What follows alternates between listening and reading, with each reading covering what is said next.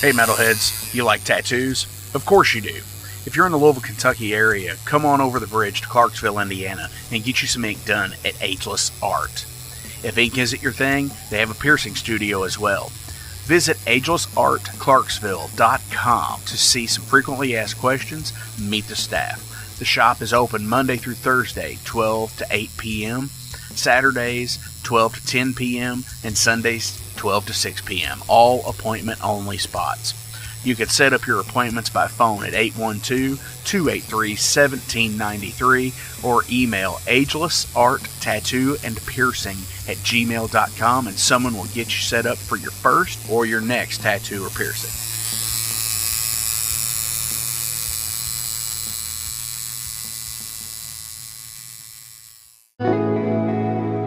Hey, it's Jeff McNichol down here at Mom's Music, 1900 Melwood Avenue. I was just thinking, when I was a kid, the magic was at Frankfort Avenue, the Mom's Music at Frankfort Avenue, and I used to beg people to get a ride down there just to hang out with the guys and see all the cool gear. Now that I'm the owner of this store, it's like a dream come true. We're recreating the magic with the vibe that we used to have at the old store. We're carrying all the gear that you're going to possibly want. We're giving you the outstanding service and personal attention that you deserve.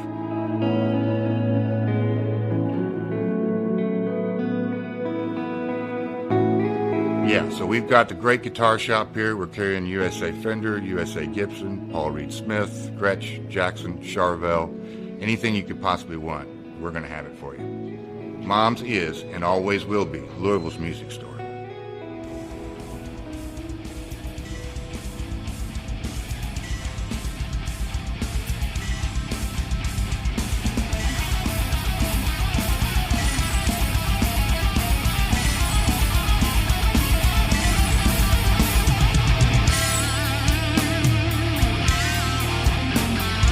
Thank you for tuning into the Metal Forge. I am Mark Jackson and I am your host. The premise of the show is pretty simple. Awesome interviews and awesome music. If you want to contact me, hit me up at metalforgeradio@gmail.com or visit the website metalforgeradio.com. And now, let's get this show on the road. Hey everybody, what's going on? Thank you all for tuning into this week's episode of the Metal Forge. How the hell are you doing? I am doing just fine. Wow, thank you for spending your time with me here on Friday, whatever day you're listening to me on here, and to us and the Metal Forge and all that stuff. It's awesome. Thank you so much. So this week I have the band NITE. In particular, I have Van and Patrick here on the line. We're going to be talking, and you know what? I got to sit down with these guys, and I think everybody knows that a lot of these are pre-recorded within a few hours to a few days away. So I got to sit down with these guys over the Memorial Day weekend and just shoot the shit, you know, and have a good time, have some good conversation, and it's totally cool. I hope you dig this episode. I really had a lot of fun recording it. It's just awesome to get to talk to a band that, you know, you hear about and you look up to for even just a short amount of time, and you're just like, wow, these guys are really fucking cool. So that's what this is like to me. So cool stuff. Anyway, yeah, over the last few weeks, I've been purchasing some stuff off of Bandcamp, right? And it kind of started here with the Electrocutioner deal when I had these guys on. And I picked up their Escape from the Catacombs tape, right? And I ended up getting a few other tapes in the mail as well. I got the new Skulovich, Bastard Cross, and Black Knife Split. And it's really cool because I really look forward to buying stuff off of Bandcamp, especially physical media. Because I don't think that I've ever not bought anything off of there where an artist, and I do this as well for Overload and stuff, but I don't think I've ever bought anything off of there where I haven't received more than what I paid for. Like, if I have, I can't remember it, you know. Like, everybody sends buttons, they send stickers, they send notes, handwritten notes, which is awesome. And not only that, but I also sit there and I get these like little miniature zine things with a lot of them. Whether it be like, you know, with the Electrocutioner, they send a copy of what's called Metal Command, and it's a little zine that talks about albums and such, and and like band reviews and stuff like that. It's totally cool. So check that stuff out if you can. And then there's always the other stuff that comes up with it as well. So for example, the Electrocutioner Escape from the Catacombs came with a D20. It has its own dice game where on the back it tells you, you know, the rules and what each position of the die means. And that's totally awesome to me. So keep up doing that cool stuff, guys. That kicks ass. And then with the Skulovich tape and the Bastard Cross Black Knife split, you get like a little story from Skulovich, the Legend of the Banished God. And it's awesome. You know, like, that stuff to me, building the mythos, making the scene is so fucking cool. I think a lot of people, you know, I think that's what makes these guys special and makes people take notice of these bands and saying, hey, you know what? That was a really rad thing that you put out with your tape or your CD or whatever. So keep that shit up. Keep it going. But before we get into this week's interview, let's check in with Jason Gardner here at the Heavy Metal Wasteland. Jason, what you got? Hey everybody, it's been a few weeks, but I am back in the Wasteland and want to let you know about the new studio album from the legendary thrash titans KREATOR. The new album is called Hate Uber Alice, and it's a really good thrash album. I can't say enough about it. It goes a little outside the normal KREATOR parameters, outside the box a little bit. For instance, there's a track called Midnight Sun that features a female vocalist. The track itself really wasn't my favorite track on this album, but it was a good song. It's very typical KREATOR in many places, but also very classic metal, very Iron Maiden-ish a lot of times, which is good if you're into Maiden like I am. I had no issues with it at all.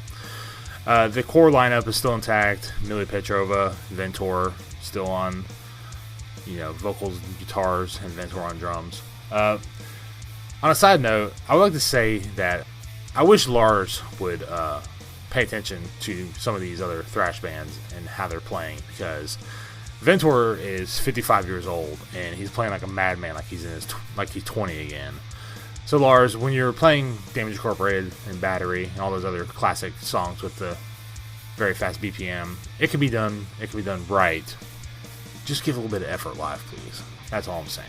Okay. Anyway, off my soapbox, back to the album. So the album starts out pretty mellow, like a very spaghetti western intro, and then pretty much kicks into full-on KREATOR mode with those little bit of twists and unexpected songwriting tropes that I was telling you about. If you liked any of the past KREATOR albums, I don't see any reason why you wouldn't like this album. The production is solid as always. It comes out June 10th. I'm recording this on June 2nd. I got an advance copy from a friend of mine who knew a friend of his. I've been listening to it at work for about 4 days straight, and I adore it. This album is probably going to be in the top album of the year discussion, if not already. So yeah, check it out. It's available for pre-order through Nuclear Blast with some color variant options, although I cannot stand Nuclear Blast mailing service, so I will not be getting it through them. I will wait until my local record store has it, or order it from a online record store that I use a lot.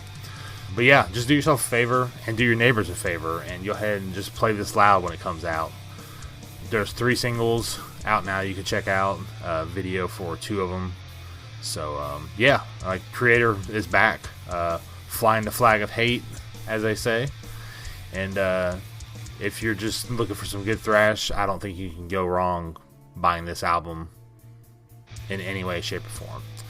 So anyway, again, thanks to Mark for giving me a few minutes to talk about some albums I think everyone should know about. And yeah, be sure to buy this on June 10th. And as always, stay safe and stay heavy. You know, I've actually not ever really been a big KREATOR fan.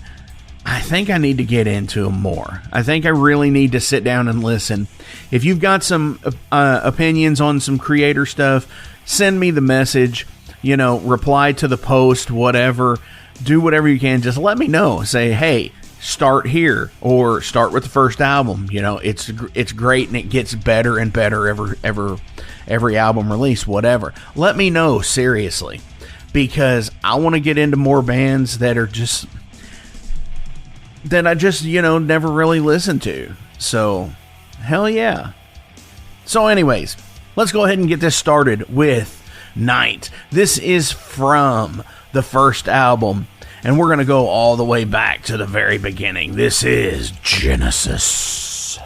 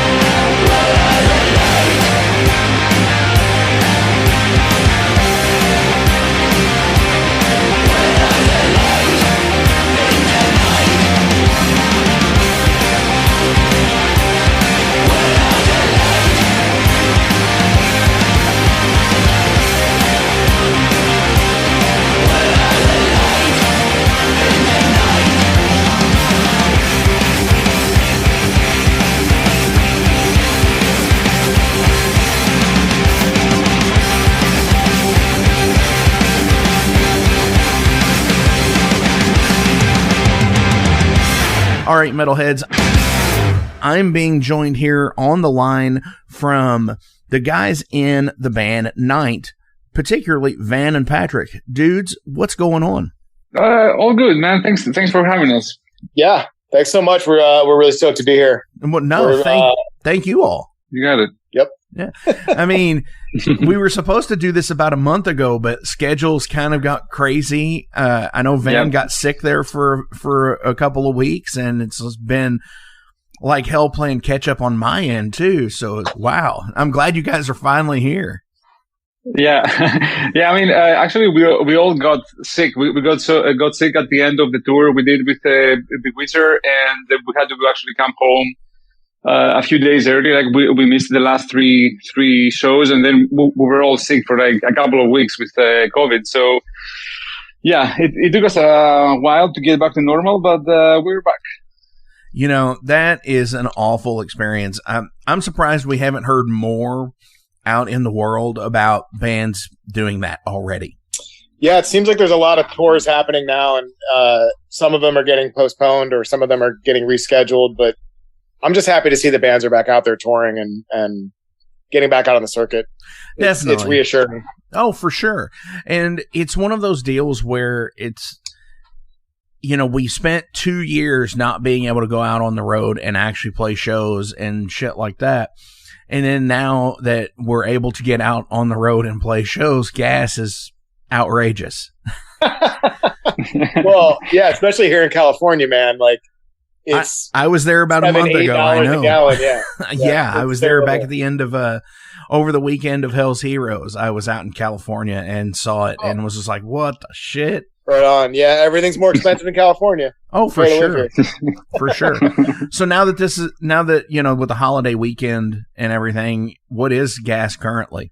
It's like driving. It's 6.5 here, like 6.4, 640. Like yeah, it's crazy. That's it insane. Went up from Yeah, because when I was there, it was between 5 and 6. So that's insane. It's interesting because it adjusts your budgets for tour and for really like kind of knowing what you're going to spend every day and every week when you're out on the road. You have to factor that in. Plus, your like hotels and those prices have gone up too. Mm-hmm. So yeah, touring right now is a very challenging prospect for bands. So I just get really like excited, and I'm just so stoked, like I said, to see bands getting back out there on the road. There's a festival here this weekend in San Francisco. The Heavy Psych Sounds Festival is happening. I'm going to head over there in the next hour or two when we get done with this call. And just great to see bands happening. I know, obviously MDF is this weekend as well. Mm-hmm. So yeah, stuff is happening, and it's so inspiring as a musician to just see other musicians out there playing and having a great time, because it's what we all need to do. Yeah, for sure.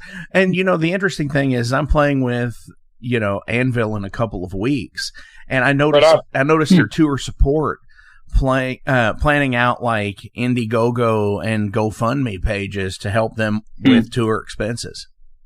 Yeah, it's a lot. It's really crazy right now, and especially just when you're starting off the tour and you've got no shows or merch sold, so like you're starting from nothing. You're basically in the hole right away. So it's a challenging prospect. So I can feel that the scene is coming back, and everybody's just really excited to be back out there playing.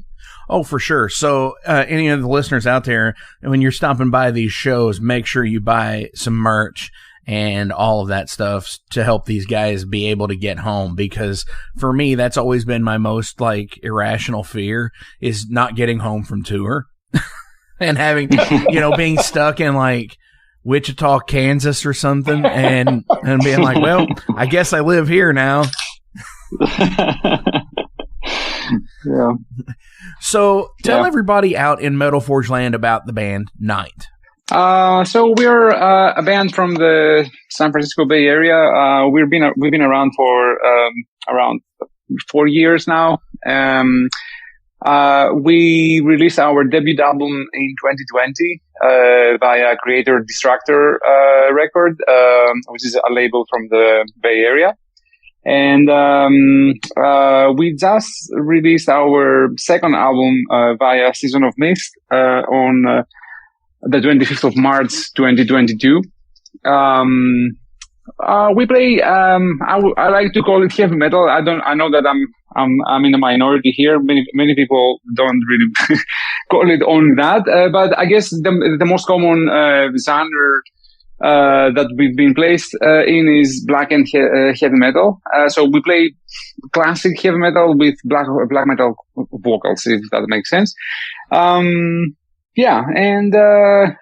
We like heavy metal a lot. That's we just came back from our first tour, because our first album came out right on the week of COVID, so we never got to tour the first album. So we just managed to go on our first tour as a band last month with Bewitcher, and we toured from the West Coast to Texas and back, basically. So we went through, we did a two-week tour from California to Hell's Heroes Festival and back. And, here we are. We're, currently working on our next album, believe it or not. And, we don't have any current plans for a next tour, like any solid plans that we can announce, but we are working on finishing our US run at some point before the end of the year, but we can't really announce anything right now about that. Yeah, absolutely. So how does that work for you guys? Like you said, you dropped your first album in March of 2020 and COVID hit just like right then. So you didn't get a chance to actually tour that. But so you went back to the studio, did back to the drawing board, wrote a second album and released that back in March. So how does that work for touring with that? Because did you get bored with the first album songs, or did you play a healthy mix of both albums? How did you gauge that with your audience? Yeah, your timing is you nailed it on the timing. The album literally came out the first week of lockdown of COVID, so it was just like we had no shows to play, no tour support. We were pretty much relying on album reviews, word of mouth, some advertising and some PR from the label. And luckily we got a great response on the first album. It did really well. It made a bunch of year-end lists. It definitely caused, a little bit of stir in the underground, which was great for us because we had absolutely no way to support it otherwise. And then we knew after, prior to the first year of lockdown, even we're like, this is not going away anytime soon. So we already had been demoing songs for the second album. So we really just kind of put our nose to the grindstone and kept demoing, kept kind of refining. I think at one point, correct me if I'm wrong, Van, we had 30 some songs that we were considering for the second album. And we just had to do a ton of work internally as a band to kind of really make sure the second album was going to be a step forward and a statement that the band really wanted to make. And we feel like we were able to do that, especially given the opportunity signing with Season of Mist Records. We have a much wider reach now. They have a much, bigger audience, much better distribution. They've given us great support on PR and, setting up interviews and just getting the record out to people. And so once we had the chance to tour this spring, it was, a great opportunity. We were really excited to play the new record, but people hadn't heard the songs from the first album. So we basically got to play a greatest hits, from the first and second record, which was awesome for us. We just got to pick our favorite songs. There's also a consideration where you want to write a set that, considers the audience what's going to be the most exciting stuff to hear. We were tour support for Bewitcher. So we're just trying to set them up because they were the headliner. So how can we play a high energy, interesting, rocking and hopefully attention grabbing set, because most people that we're getting in front of, it's the first time they've ever heard us or ever experienced the band. So that was our focus for this tour, and it worked out really great. We got a great response. The audience was super enthusiastic, and for a band that they'd never heard, we made a lot of fans. I feel like on this little run we did, which was awesome. Hell yeah. And a couple of points that you said in there I want to follow up on. For one, you said you were opening for Bewitcher, and super rad guys. Andreas has been on the show before. He's super fucking cool. So yeah, there's a science that goes into that as well, about picking a band that you're going to work well with. And, you know, if you're in support of them, you know, you don't necessarily want to step on toes and be the band that, you know, holy shit, they were good, but did you see this band? They were even better. You know, you don't want to be that guy. I get that. Totally. I mean, because, you know, you kind of builds a bad buzz sometimes. Sure. But you also had said that you had 30 something songs going into the second album. That's insane. This is something that, I mean, to just bring us to reality, don't expect that we had 30 finished songs, right? We had 30 songs that many of them were not that great, you know what I mean? But still, that's the germ of 30 ideas that, to me, you know, I am a hound when it comes to content. And like, that's one of the reasons, like the Metallica box sets. I love the Metallica box sets because you get to hear all of the demo shit from there. Oh yeah. I'm more interested in the songs that they had that didn't make the cut, but that they will not ever let out, unfortunately. So to me, that's like totally cool stuff. Cause when you said, well, we had like 30 songs, I'm like, what? Really? Cool. It's like, I wonder what didn't make the cut, honestly, because the second album kicks fucking ass. Oh, thanks. Thank you. That is, that is kind of the way we work. That is very, very close to how our method anyway of writing music is just that we just write whatever comes. You know, we just I like writing demos. Like Patrick writes, comes up with like drum parts and all that, and the other guys come up with parts too. But we just have two different stages in that process. We just lay down tracks, like lay down demos and stuff, and then we have the critical listening side of it. So we don't want to censor anything coming out, but we want to at some point edit that out, because we do get a lot of random songs, that are not really sounding like us, but we can also like say like, okay, we're gonna make a song that sounds like that. I mean, that's not really how it works. I mean, we just don't want to force something. We don't really sit down and say, okay, let's strategically say that we want to make a song that sounds like Fade to Black or something. But so when the songs come out, we kind of direct them to different folders. It might be the great song folder, like sides A, as I like to call them, or it might be sides B or side C. So the cream of the crop kind of makes it to the end. And then, even though, at the end, I think we go from like 30 to like 16, 17 songs and then down to 8. So the last like 12, 13 songs, to be honest with you, are all great songs. But some of them might not go well with each other, or we might have the same song twice, kind of. So the same mood, the same setting, kind of, or a song about, I don't know, the entrance to the underworld, So which one is better, So which one fits with the album, and how does the whole album work as a whole? So after all that editing process, we managed to come down to a very cohesive, like 8 songs. Which I've always thought is a perfect album length, is 8 songs. Yeah. Totally. Same here. I mean, when you're getting into 13 and 14 track albums, for some reason, to me, it just seems like it's too long. I like a good 30 to 40 minutes, maybe 45, minutes of an album, just sit there and process. Mm. Yeah. Well, that's so interesting because, the album format itself, like that time was determined by the technology, right? Sure. Like, there was only so much music you could fit on a record. So bands were writing album length records because they fit on a record album.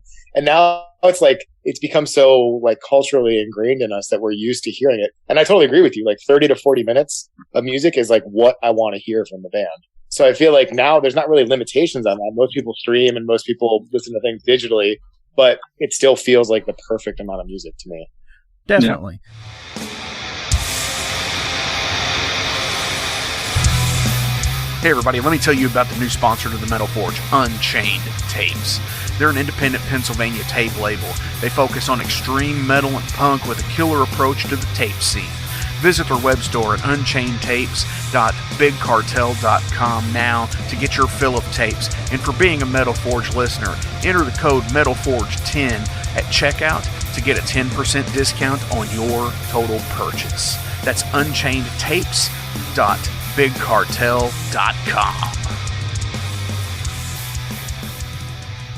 Hey, it's Mark Maxwell at Maxwell's House of Music. Listen, all this stuff is now available to purchase on our website. Check it out at maxwellshouseofmusic.com.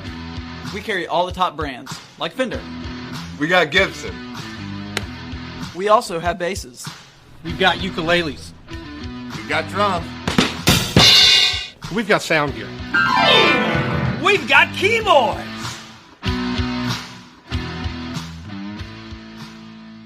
It's Gonna Get Weird is the name of the podcast. We're on season 2, so you have a whole season to get weird with Frank Green and Scott Clark. The best part is there's always laughter. Oh, yeah, you can pull that out. We have national touring comedians, NFL stars, rock stars, your local friends. It always gets weird. Weird answers. Have y'all ever snorted coke off of a 78 Pinto? No? You ain't no man. Weird questions. Who had a bigger cocaine habit, Jock Sutherland or Kaywood Ledford? Neither one, because they stopped beating their wives. And weird we never even thought of. Well, no. My friend is on acid, and I sent my friend to go find a payphone so that I can call and turn myself in for murdering this guy and ruin my life. We love all types of people, but we don't love all people. Weird. It's Gonna Get Weird is the name of the podcast, available everywhere. And thank you to Big X Sports Radio for being a proud sponsor of It's Gonna Get Weird. Frank Green, Scott Clark. Yeah. That's always something I've always been interested in as well, is, you know, back in the 60s and 70s and such, people wrote for the medium rather than the actual what they felt kind of thing. You know, sure. Yeah, you could have 45 minutes on an LP. So people, you know, if they wrote 60 minutes, they had to cut whatever parts out, and so on and so forth. Now, totally. with the advent of CD technology and streaming technology, it kind of evolved into 80 minutes and up. So when you do find, because with the resurgence of vinyl, have you all found that you're writing more towards this will fit on a single vinyl?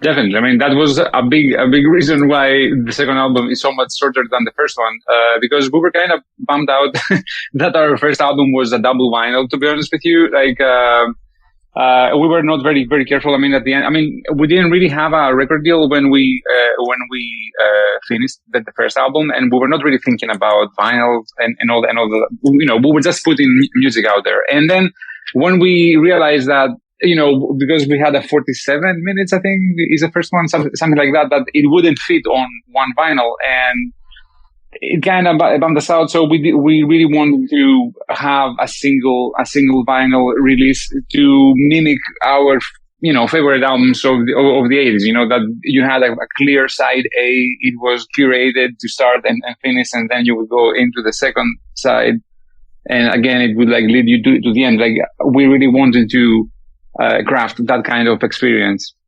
For sure. I gotta say though, a band releasing their first record as a double album is pretty badass. Right.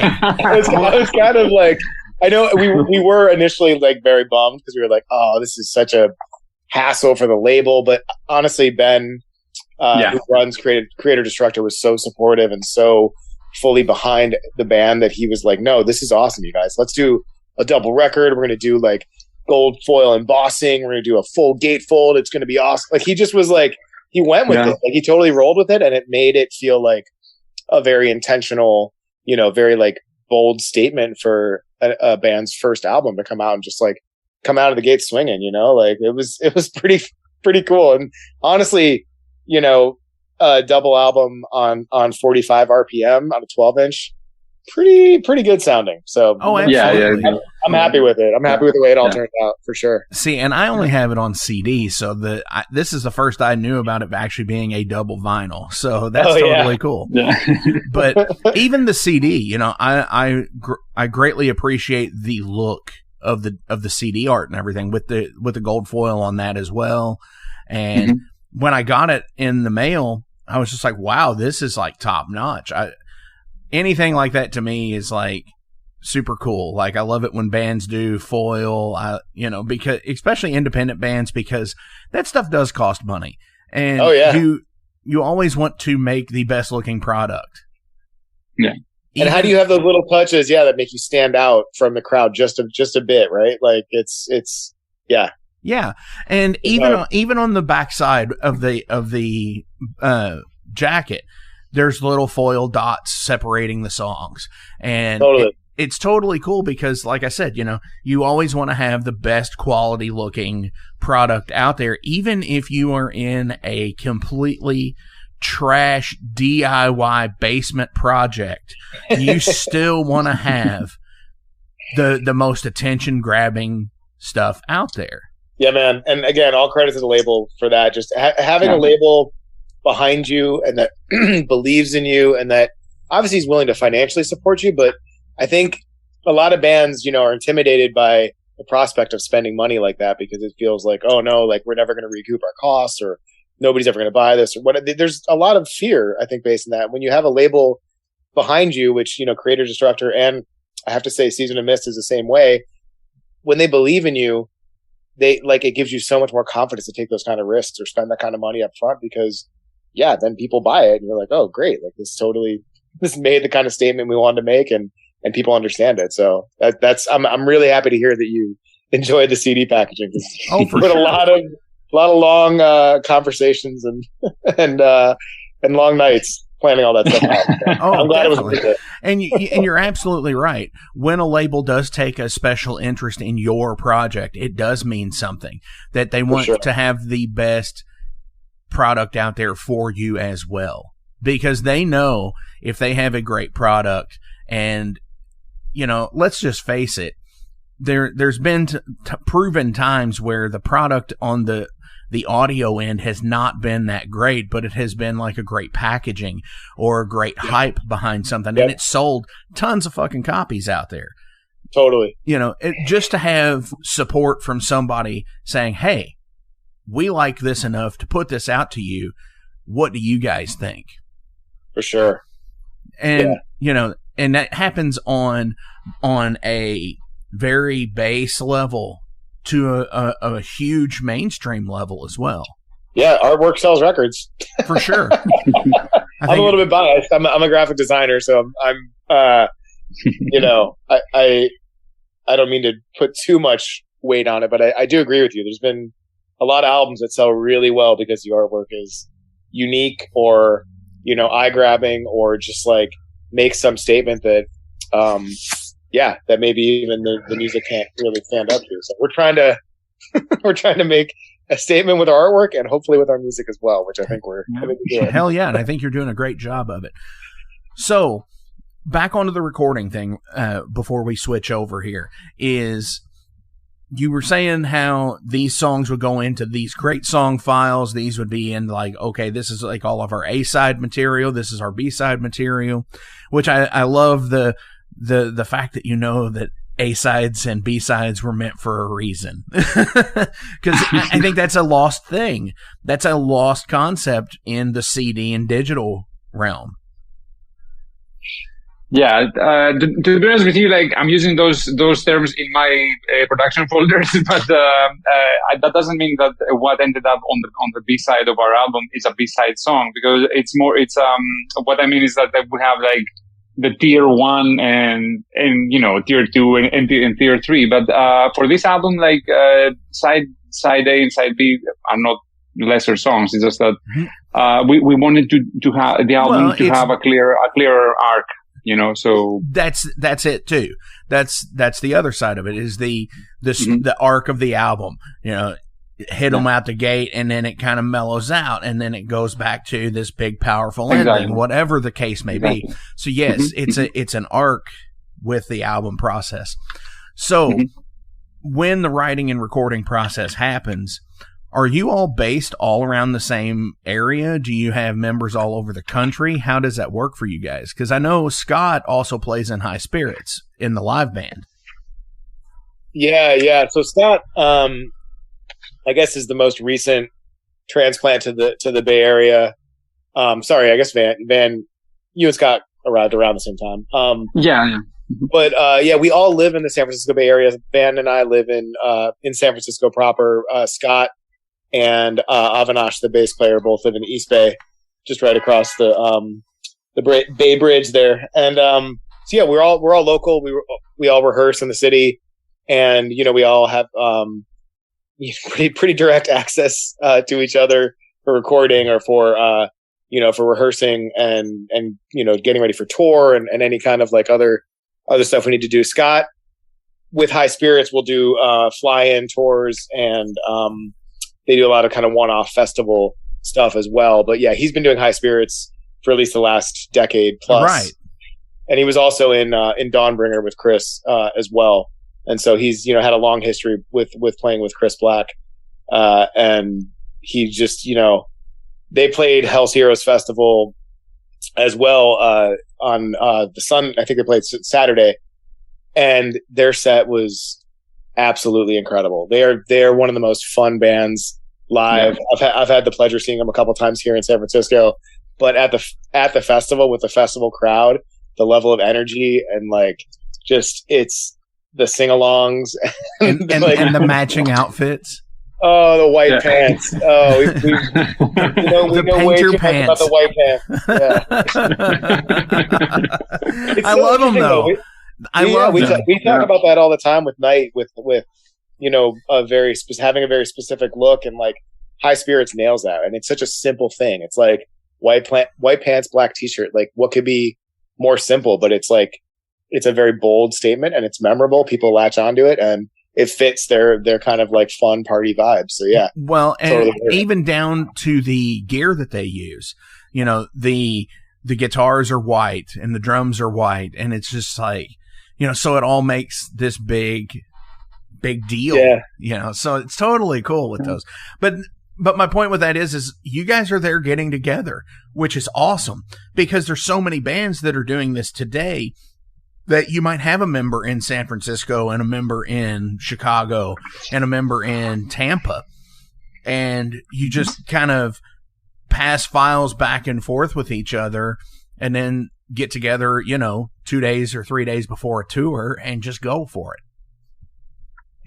Yeah, to be honest with you, NITE is the first band that I've ever been. I'm in my 40s. I've been in plenty of bands in the last 25 years or so. So this is the first band that I've been that we're all in the same area. It was always that I was living in Europe for a long time, and it was always that I would be in Germany, and the drummer would be in London, and the guitar player would be in Athens, and then we would all meet in Ireland, to play a show, or we would meet in France or in Norway. So yeah, I mean, it has its positives. We are definitely way more bonded than we're more a unit, being in the same city and being able to practice every week and all that. But on the level we are, to be honest with you, I don't know. I don't think it's. I can easily see us working if one of us lives somewhere else. It's not that. But in the forming years, when we were getting to know each other, that would have been really hard. Because when we first met, nobody knew each other, for that long. So we got to meet to get to know each other in the first couple of years, get to know what we like, what kind of metal we like, how we like things done, and all that. Definitely. And see, that's awesome about it, because I think it builds a great relationship with everybody, even, being in the area with each other. I'm not saying that, it doesn't if you've got the alternative, but you get to meet up. You don't have to go to practice. You could just go out and just chill out and have dinner and a drink and say, tell me about this with your life, stuff like that. Yeah, totally. I mean, it's funny because I come from the exact opposite end of the spectrum as Van. I've always been in the same city, a lot of times even the same neighborhood as everybody in my band. So like, I'm very much used to meeting up every week, at least once, if not a couple times, to rehearse, to hang out and go to shows, to go out to dinner, to like do whatever. And so it's very much a community, local kind of like scene based thing. That said, I do agree with Van too. Like the prospect now with the technology that we have, it makes it so much easier to just pass files back and forth and sort of, understand what somebody wants through doing like a Zoom call, and I have your file. We talked about it. Let me, put down my, version of the track and I'll send it back to you. Like that totally works. And it is possible. That said, I do really love just being in the same city too, because it's way more fun to hang out and pop-up shows see each other all the time.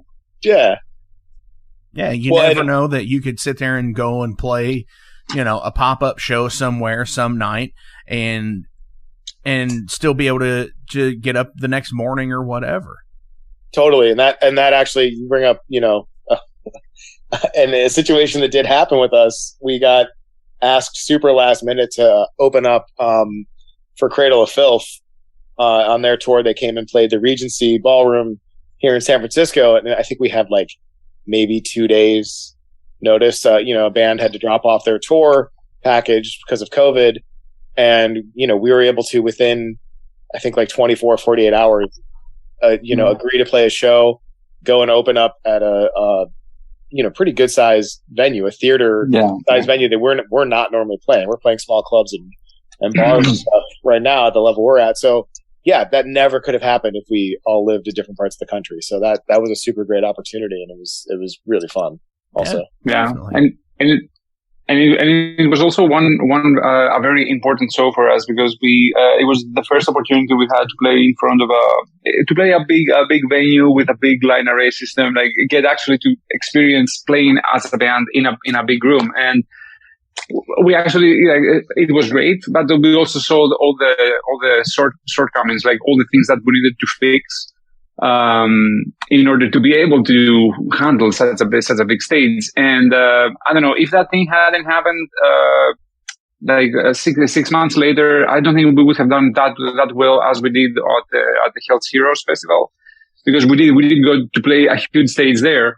And the fact that it wasn't our first time and we had fixed all those issues that we had in the first show was very important. I don't know, history will tell, but I think it was I think it was very important, and we couldn't have done that if we lived in Portland and New York and London. You know what I mean? So definitely.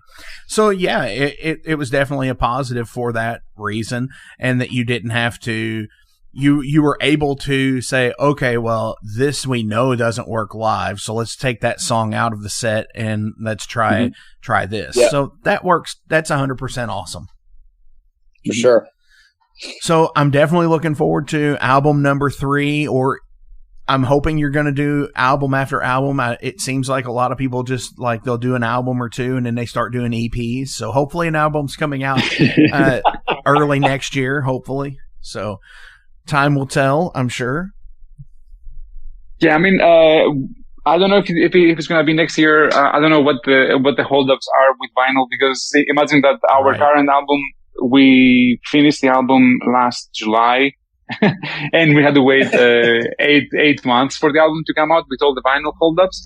But we're aiming for, to be honest with you, for a 2024 release. But if we can do it earlier, it would be amazing. Awesome.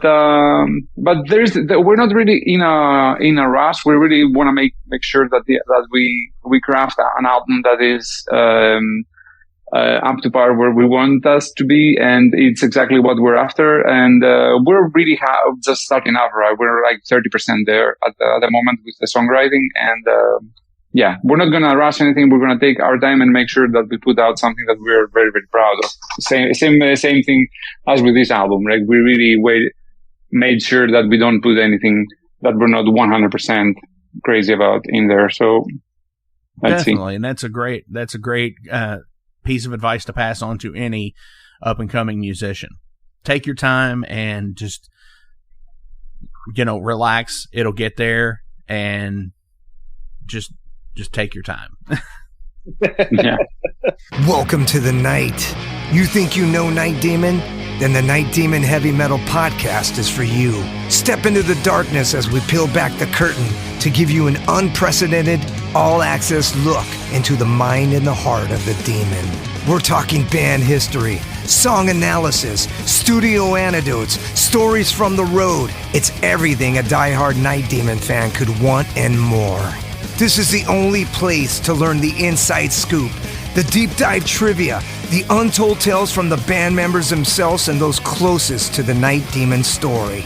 Need more? The sacred Night Demon Crypt will be pried open to reveal demo recordings that have never before seen the light of day, all with in-depth commentary by the band and the people who were there for the writing and recording process. This is a gold mine, a treasure trove of all things Night Demon. Head over to nightdemon.net or wherever you listen to podcasts. Hey guys, Wrestling Steve of the Wrestling Steve Show here. So if you're currently listening to the Metal Forge with Mark Jackson, then you understand that Mark Jackson has a pretty discerning taste when it comes to music as a whole. You'll also understand that he has a discerning taste for professional wrestling, just like me. My show is called the Wrestling Steve Show. I talk about modern and classic pro wrestling in a completely unbiased, unfiltered way. Be sure to check me out on all available podcasting platforms. That is the Wrestling Steve Show. And I am the host, Wrestling Steve. Just remember, like Confucius said, man who goes through turnstile in Thailand is going to Bangkok. Pro wrestling. Hey Metalheads, it's with great pleasure I get to tell you guys about a new sponsor to the Metal Forge, Ageless Art, New Albany. After 20 years of owning and operating Ageless Art in Clarksville, Indiana, Phil Garrett had a vision for a new type of tattoo studio. Something that is clean and modern, sleek, refined, inviting. And he's done just that with Ageless Art in New Albany. You can find it at 2736 Charlestown Road, New Albany, Indiana, 47150. Business hours are Monday through Saturday, 11 a.m. to 7 p.m. Sundays are 12 to 6. All sessions are appointment only, so give them a call and go get you some new ink. Or if it's your first time, go get your first one, baby. So I'm going to go ahead and switch over to some general profile questions about you guys as people, because that's something I like to do here, because we're all people. We all have these things about us that make us tick, and I'm just a curious person sometimes. So being metalheads usually are eclectic people. When we go on tour, we stop in these little roadside shops just to kill time throughout the day and shit like that, right? So there's always going to be some knick-knack that we pick up that say, hey, that's pretty cool. What do you guys collect? Oh, man. Collect. I don't know. The first thing that came to mind when you said the roadside is Buc-ee's. Yes. We collect brisket sandwiches. Brisket sandwiches. Man, one of those just opened in Kentucky, and I'm like, it's fucking I heard about it. Yeah, it's like, they've got like 200 gas pumps. It was awesome because I think only Scott and myself had been to a Buc-ee's, and so we were anticipating and really excited about it, and hopefully we didn't oversell it because we were really hyping it up. Nice. But it's an experience. Yeah, we were all really excited about the Buc-ee's because we had so much Texas time in front of us. So we took advantage of the Buc-ee's as much as we could. Yeah, we collected a lot of barbecue. That's what we're trying to do. That's awesome. Collect the barbecue. That's great. Really, San Francisco is lacking in good barbecue. The South has fully got that unlocked. So for sure.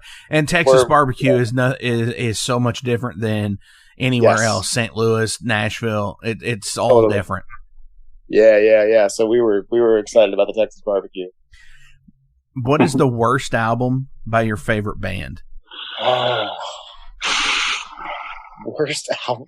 I mean, I know that it's kind of had like a renaissance, and there was even a covers album of it at one point. But Cold Lake by the band Celtic Frost is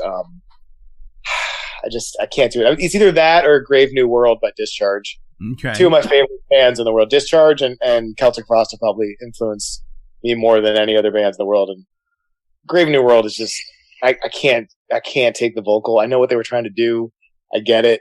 It just didn't work. And Cold Lake is like, for Celtic Frost I've come around to it a little bit, but it is kind of a scar in their otherwise pretty amazing catalog.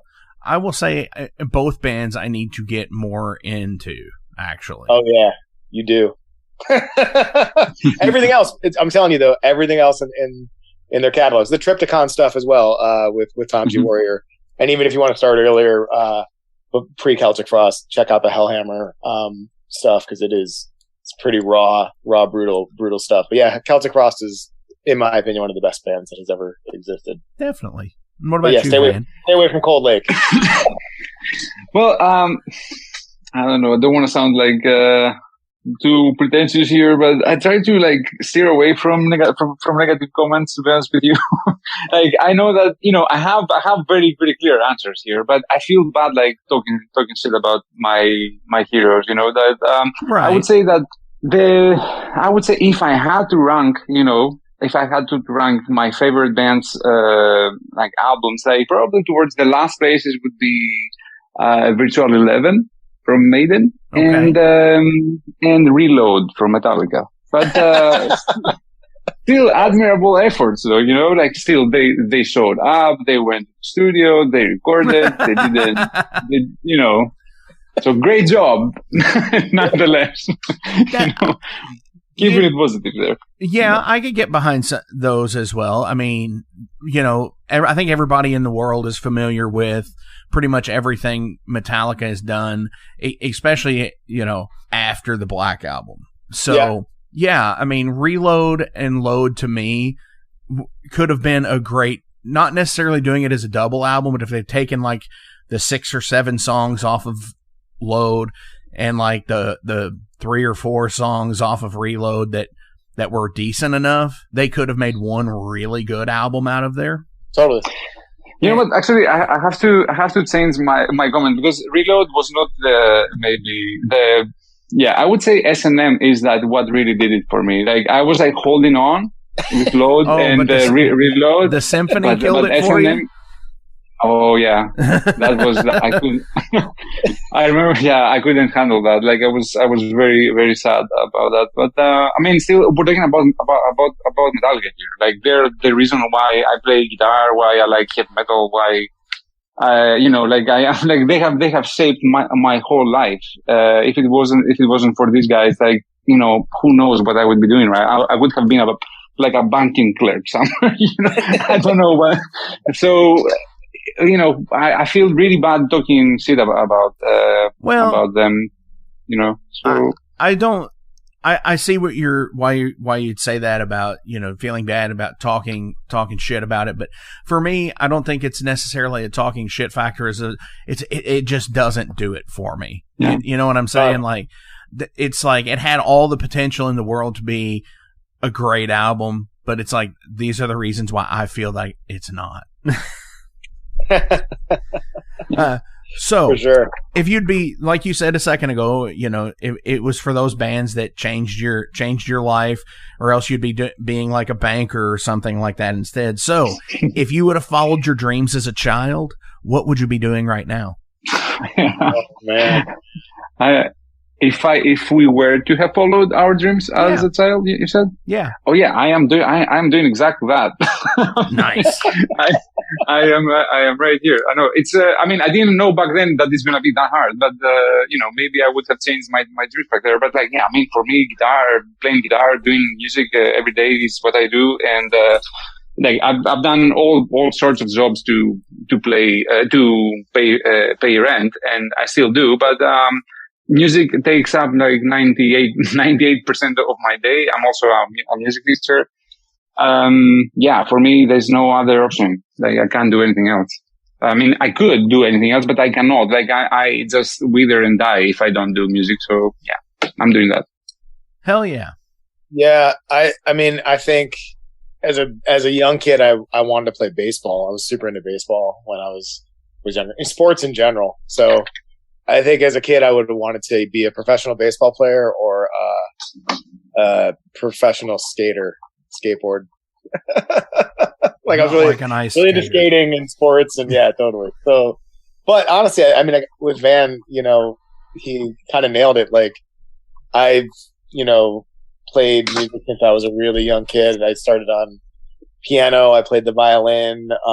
Once I kind of discovered percussion and the drums around like 11 or 12, I never really looked back. So it's kind of, yeah, it's all I think about. And I wish there was actually a way in the United States of America to make enough money as a musician to survive. Yes. But that is not possible.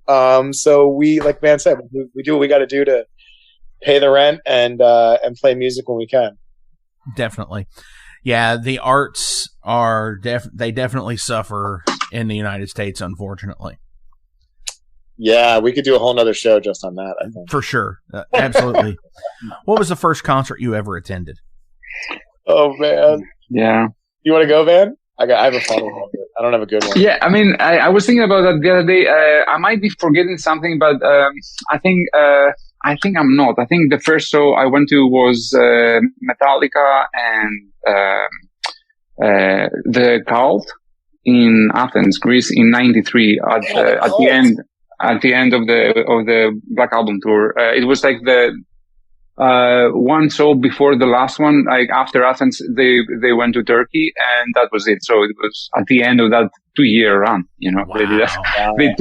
They toured the whole world for 2 years on that album. Like that was insane.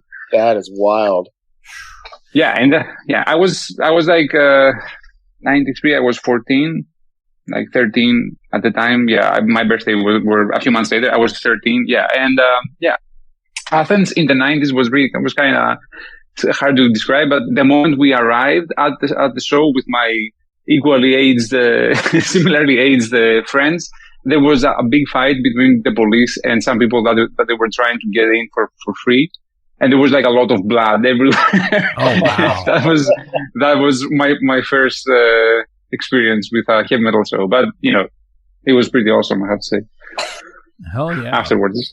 I love that Metallica took the Cult out with them too. That's so cool. I loved the Cult when I was a kid.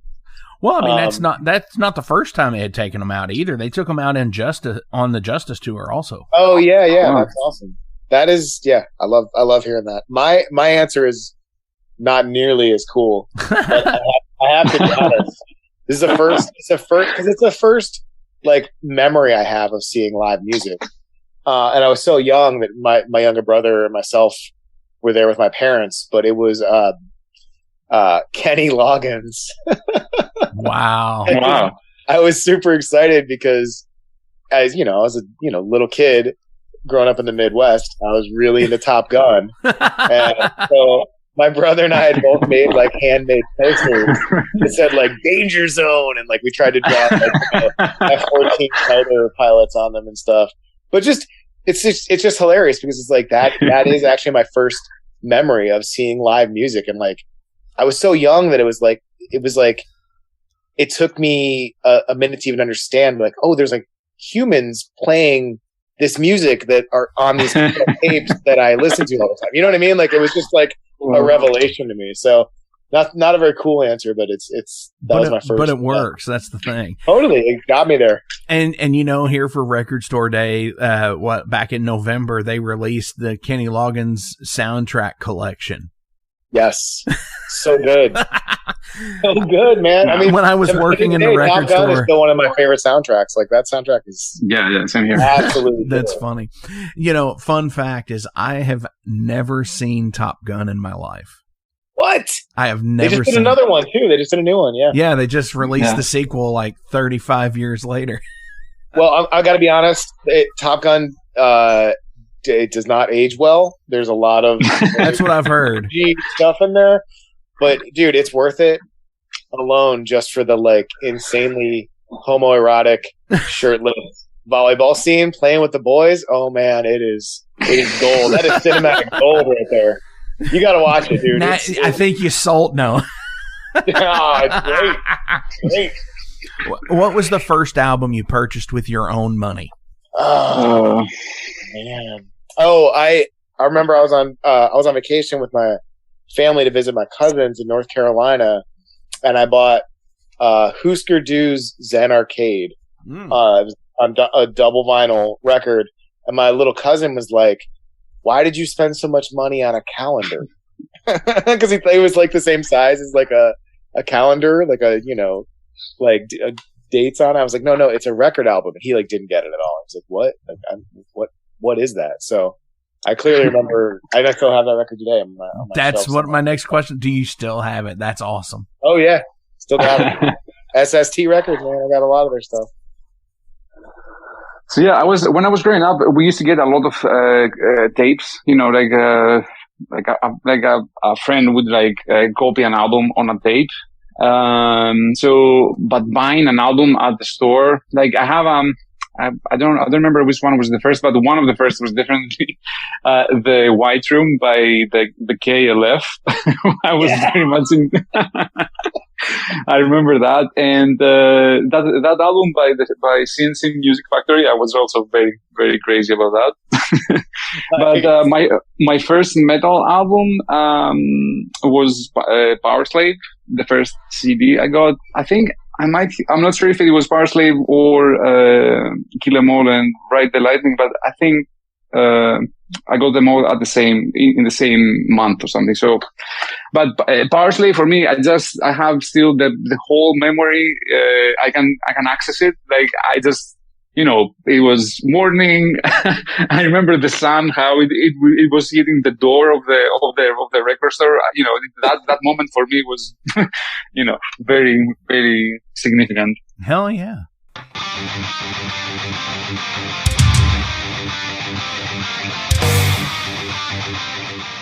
Hey, let me tell you guys about Mercenary Press. They're an independent London label and distributor of all things metal. Mercenary Press delivers the goods from their own independent zine. Trust me, you're going to want to get in on that. To distributing various bands from all over the world, including Cramp from Spain and Sadistic Force from Texas. Visit mercenarypress.bigcartel.com to find out what all they have in stock and what you can order. And for Metal Forge listeners, enter code MetalForge to receive a discount on your total purchase at mercenarypress.bigcartel.com. Check it out now.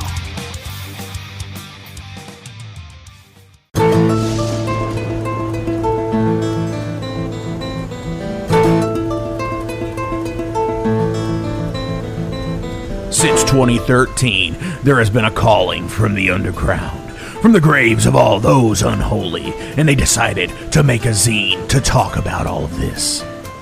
Soulgrinder Zine, an independent metal zine to keep you informed on all things metal and horror from the underground. Available in both print and digital formats, they're bringing you the best interviews and reviews out there today. Not only do they do the zine, but they also do compilation CDs. Check them out at facebook.com/soulgrinder.zine and start your subscription now.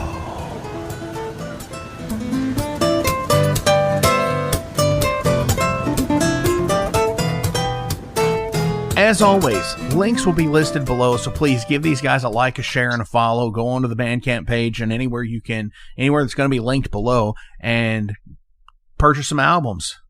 Get some merch. Do whatever you can. So, hell yeah. Do you guys have any shout-outs you want to give to anybody today? Yeah, I don't know. I'm personally still thinking about Trevor's passing, and I've never got to meet him in person, but yeah, it's still something that it's been, I don't know, a couple of weeks now, and yeah, for sure. Yeah, I did not get to meet Trevor in person either, but knowing so many close friends that knew him personally, like it's been a pretty devastating shock to the heavy metal community, and just underground music in general is I think suffering from the loss of him. Yeah. On a more positive note, I do want to give a shout out to our new best friends in Bewitcher. I think being out on the road with those guys, we learned so much, and just through observation and just they're like super gracious, just kind of like, you know, helping us through stuff, talking us through stuff, being like really supportive of us and our music. Those dudes are top notch road dogs that are fucking killing it, and they are still out on tour. Like all summer, they're on tour. So if Bewitcher is playing your town, you have to go see them. For sure. They are phenomenal. They're one of the best and hardest working modern heavy metal bands today. So kudos to those dudes, man. They kill it. I love them. They're the best. Definitely. And I would be willing to say that even if whatever you're comfortable driving to a show, if you're willing to drive 2 hours to see Def fucking Leppard, you need to drive 2 hours to go see Bewitcher. Yeah, because they drove fucking 12 hours to go play that time. Right. Exactly. So seriously, check those guys out too, because they're awesome people. For sure. Yeah. So, final question of the day. If you could go back in time to see your 18-year-old self, and you could only say 3 words to your 18-year-old self, what would they be? I know. Practice drums more. Rehearse, dude. Stop fucking around. Just like rehearse. Awesome. Rehearse, dude, rehearse. Rehearse, dude, rehearse. Just do it. Yeah, 3 words, huh? Yeah, I don't know how to say that sentence in 3 words. But, say it in Greek. We'll never know. It's gonna be even more words. I don't know, man. That's a tough one. I would say, regulate drug consumption. I would say that. Yes. Just to clarify, I don't have a drug problem, but I would say that like as kids, we really don't have understand how dangerous the things that we're playing with are. Right. And having seen the other side of that through my life, like I can't believe the things that I got to do and how unscathed I came out of it. And there's all this glamorization about taking drugs and all that, and I don't know. I feel I don't want to support that. You know what I mean? Like, of course, kids are stupid and they have to, get here to learn as we all did. But I mean, come on, man. You don't have to go to extremes to feel something, and put yourself and other people in harm's way I don't know. 100% agree with you on that. Seriously, that's, slow fucking down. Moderation. Yes, for sure. Yeah. Van, Patrick, thank you guys so much for coming on the Metal Forge this week. This has been super fucking rad, and it's been a great time. I appreciate everything that you guys do, and like I said, you've earned a fan for life for me, and I want to give a shout out before we go today to Jason Gardner from the Heavy Metal Wasteland on this show, who turned me on to you guys. And he had an interview with you guys here a while back, and did an album review of Voices of the Cronian Moon, and I went out and bought it that same day, and hell yeah. Awesome. So give a total big shout out to him for that. And off of Voices of the Cronian Moon, what are we going to play out today? I would suggest the Trident. Yeah, Trident. All right. So you heard these guys. This is from NITE. This is the Trident.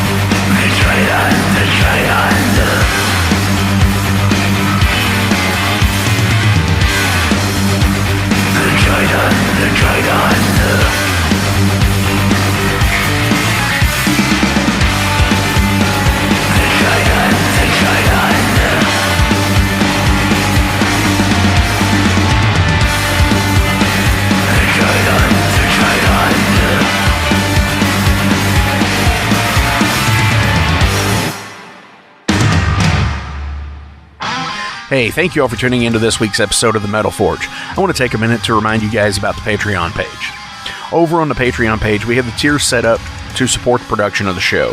We feature the Down and Dirty, which is just $1. There's nothing special for that one, it just sends me a thank you because every dollar helps. Then there's the Double Down and Dirty. Much akin to the Down and Dirty tier, everything helps produce the show in the end. You make your presence known, and I appreciate that more than you realize. Thank you for being a dedicated friend and supporter to the Metal Forge. By selecting that tier, you will receive some cool Metal Forge stickers in your mailbox.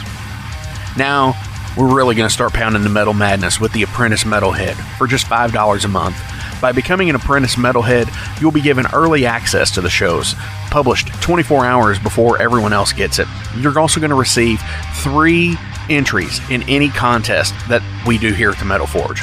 You're also going to receive a 10% discount on all Metal Forge merch, and you're going to receive a sweet Metal Forge patch for your battle jacket or backpack. And now, here is the big one. This is the Master Metalhead for just $10 a month. By becoming a Master Metalhead, you will receive a hand-numbered Metal Forge Master Metalhead membership card. You're going to be given early access to the shows as well, with 36 hours before everyone else. You're going to receive 5 entries in any contest that we do here at the Metal Forge. You'll be able to submit audio questions that I will use on the show of you asking questions to the upcoming guests. Remember, timing is everything, and you will need to keep up with the upcoming guest list on the website. You're also going to receive advanced knowledge of any new merch coming out and be given a 25% discount on all Metal Forge merch. And you're also going to get all of the other rewards from the other tiers. So visit patreon.com/Metal Forge Radio today and help support the Metal Forge. Rock on.